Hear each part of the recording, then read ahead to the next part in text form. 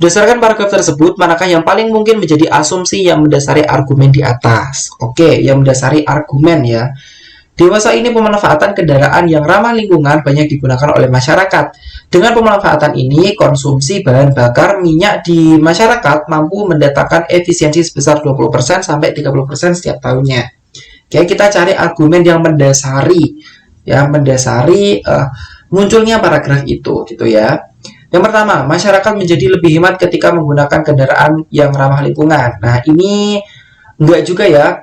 Ini enggak bisa mendasari gitu maksudnya. Jadi di sini tuh bukan enggak bisa dimasukin ke dalam asumsi yang mendasari gitu ya. Kalau argumen kan berarti oh dia menemukan statement kayak gini. Nah, terus muncullah sebuah pernyataan-pernyataan. Nah, baru seperti itu atau fakta-fakta lainnya gitu ya. Jadi harus menemukan statement yang mengakibatkan dia itu memunculkan penjelasan yang seperti ini kayak gitu.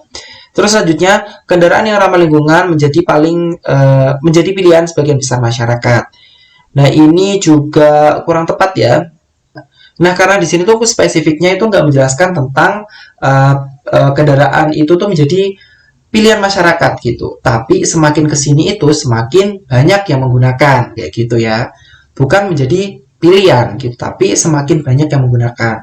Terus selanjutnya, kesadaran masyarakat untuk memanfaatkan teknologi yang ramah lingkungan semakin meningkat. Nah, ini menjadi argumen yang paling tepat ya di antara tiga ini karena kesadaran masyarakat untuk memanfaatkan teknologi yang ramah lingkungan semakin meningkat. Nah, kata-kata semakin meningkat ini berhubungan dengan kata-kata dewasa ini dan juga banyak digunakan.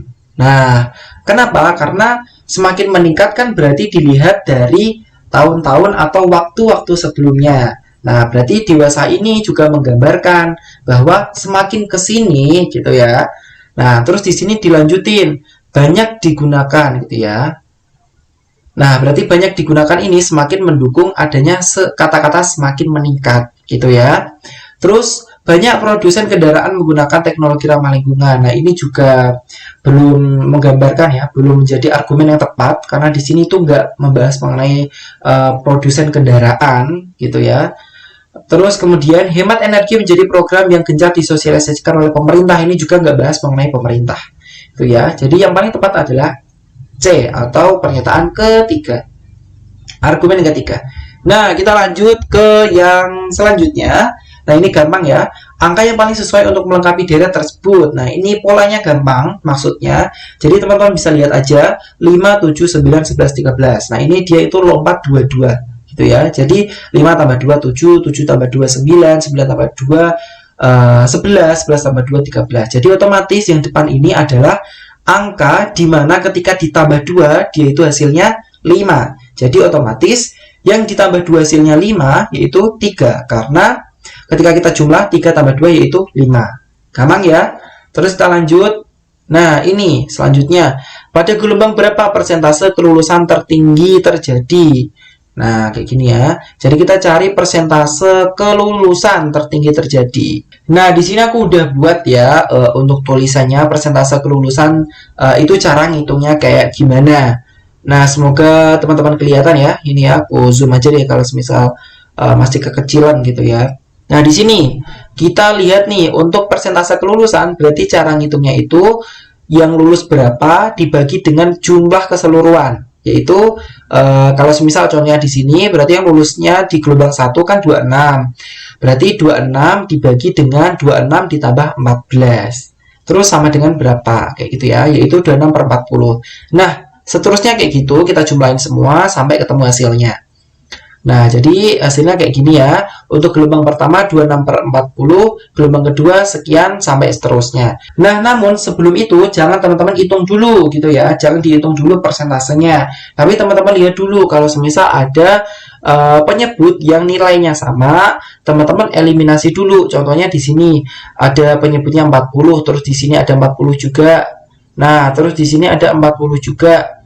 Nah, teman-teman tinggal lihat nih pembilangnya berapa. Di sini kan 25, terus di sini 28, terus di sini 26 pembilangnya. Nah, jadi kita ambil pembilangnya yang paling tinggi di antara penyebutnya yang sama tadi. Nah, di sini ada 26, 28 sama 25. Berarti yang paling tinggi adalah 28. Otomatis gelombang 1 rendah ya, lebih rendah dibandingkan dengan gelombang 2. Gelombang 4 juga lebih rendah dibandingkan dengan gelombang 2. Kayak gitu. Jadi kita tinggal ngitung nih, 3 gelombang ini. Kita baru hitung kayak gitu ya. 28 per 40 itu hasilnya 0,7. Terus 32 per 60 itu hasilnya 0,53. Terus kemudian untuk yang 14 per 30 itu hasilnya 0,47. Kalau semisal mau dibuat persentase berarti tinggal dikali 100%.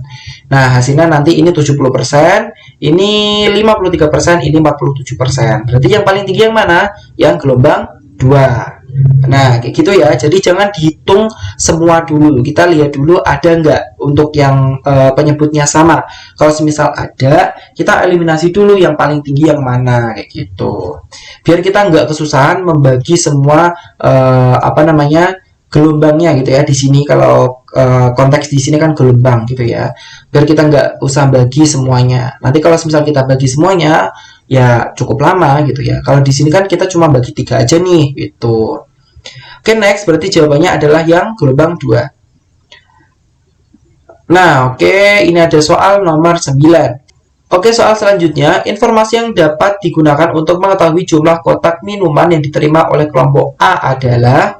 Nah, jadi kita di sini disuruh mencari ya informasi mana sih dari keempat informasi ini yang bisa digunakan untuk mencari jumlah kotak minuman di kelompok A. Dan di sini itu 2 informasi ya, berarti ada 2 poin yang bisa kita pilih gitu ya. Terus kemudian kita baca, 2 dus minuman dibagikan kepada 4 kelompok kerja dengan ketentuan sebagai berikut. Nah, jadi kelompok kerjanya ada A, B, C, sama D. Yang pertama, kelompok B mendapatkan 2 kali lebih banyak dibandingkan kelompok C. Oke, kita lanjut. Kelompok A mendapatkan setengah bagian keseluruhan. Nah, ini udah ada kata kunci. Kelompok A mendapatkan setengah bagian dari keseluruhan. Berarti kelompok A ini bakal mendapatkan setengah bagian dari jumlah kotak yang ada di dalam 2 dus minuman ini ya. Nah, terus selanjutnya yang ketiga, kelompok C dan D mendapatkan pembagian sama rata dari minuman yang tersisa. Yang keempat, setiap dus berisi 24 kotak minuman ringan. Nah, ini dari sini kita bisa lihat nih bahwa informasi yang dapat menggambarkan jumlah kotak minuman yang diterima kelompok A adalah 2 dan 4. Jelas ya, karena di poin kedua, kelompok A itu bakal mendapatkan setengah bagian keseluruhan. Jadi otomatis kelompok A ini bakal mendapatkan setengah bagian dari jumlah kotak dari 2 dus minuman. Sedangkan 2 dus minuman ini dapat dihitung jumlah kotaknya itu dari poin keempat, yaitu 24 dikali dengan 2. Karena setiap dus berisi 24 kotak minuman ringan. Oke, jelas ya. Berarti kesimpulannya adalah nomor 2 sama 4 yang bisa menggambarkan kayak gitu. Nah, oke, kita lanjut ke soal yang paling terakhir. Berdasarkan data tersebut, jumlah pengunjung terendah kedua fasilitas tersebut terjadi pada hari titik-titik. Nah, ini udah ada nilainya, jadi gampang ya untuk mencari kesimpulannya. Nah, ini yang paling terendah itu di Selasa 180 sama 190. Jadi otomatis jawabannya Selasa. Nah, sekian video kali ini. Semoga teman-teman suka ya. Dan jangan lupa untuk tinggalkan like, komen, share video ini ke teman-teman kalian. Dan untuk soal pembahasan SNBT yang lainnya, aku akan bahas di next video. Jadi jangan lupa untuk klik tombol subscribe dan bunyi notifikasinya ya. Oke, sekian video kali ini. Terima kasih udah nonton. See you next video dan bye-bye.